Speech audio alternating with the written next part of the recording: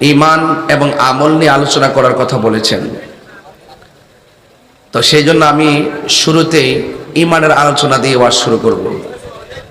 কিসের আলোচনা? ঈমানের আলোচনা। ঈমান যদি না থাকে আপনার আমলের কোনো দাম আছে? একটু বড় করে বলেন, দাম আছে? নাই। না, ঈমানের যদি না থাকে আমলের কোনো দাম নাই। সেই জন্য আমি আপনাদের সামনে প্রথম ঈমান দিয়েই ওয়াজ শুরু করব। আল্লাহ পাক রাব্বুল আলামিন আমাদেরকে পৃথিবীর মধ্যে পাঠিয়েছেন একমাত্র আল্লাহর গোলামি করার জন্যে। কিন্তু আপনাদের খেদমতে আমি যে কথাগুলো যে আঙ্গিকে বলার চেষ্টা করব আপনারা শুধুমাত্র শুনবেন। ঈমান কি জিনিস?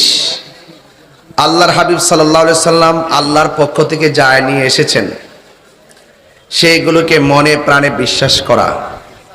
আল্লাহর হাবিব সাল্লাল্লাহু আলাইহি সাল্লামের জাত এবং সিফতকে মনে প্রাণে বিশ্বাস করার নাম ঈমান। সুবহানাল্লাহ। রাসূল করিম সাল্লাল্লাহু আলাইহি সাল্লাম হলো ঈমানের মূল। ঈমানের মূল।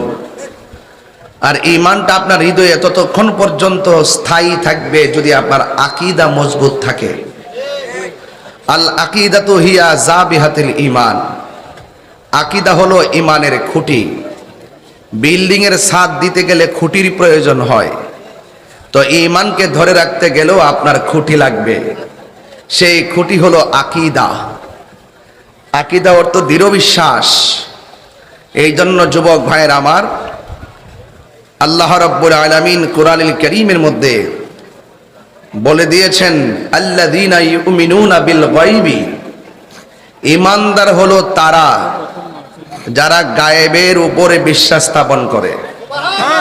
আমরা কি আল্লাহকে দেখেছি? না দেখে বিশ্বাস করার নাম ঈমান। ঠিক কিনা বলেন?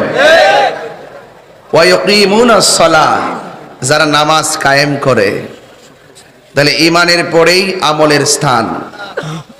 আর আমল কবুল হওয়ার পূর্ব শর্ত হলো আমার নবীর মহব্বত। 1,24,000 পয়গাম্বর সবাই আমার নবীকে মেনেছেন। আল্লাহ বলেছেন, তোমাদের যেই নবীর আমলে যদি আমার বন্ধু এসে যায় তোমরা আমার নবীর উপরে ঈমান আনবে এবং দুনিয়াতে যাইয়া বলবে আমার বন্ধু নবী আসতেছে। তো আমার নবী সাইয়্যিদুল মুরসালিন, সব নবীদের নবী, এতে কোনো সন্দেহ নাই। ইমামুল মুরসালিন, আমার নবী সকল নবীদের ইমাম। ঠিক কিনা বলেন? তো সেই জন্য